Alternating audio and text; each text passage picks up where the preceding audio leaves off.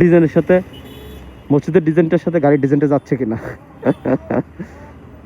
দেখ, looking glass বলেন বা সামনের ডিজাইনটা বলেন, আসলে এটার অস্থির লাগতেছে। পোলাপানের চাহনি দেখলে মাথা খারাপ। এই যে রিক্সায় দেখেন বসে বসে দেখতেছে যে আসলে কি গাড়িটা, কি মামা গাড়িটা কি।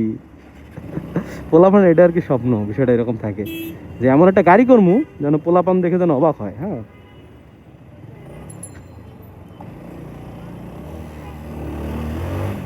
এই বিষয়টা এরকম থাকে। আর পোলাপানের তো একটা গাড়ি থাকলেই হয়েছে, গাড়িটা ডিজাইন সুন্দর গাড়ি থাকলে পোলাপান এমনি তাকাবো, এটা নতুন কিছু না।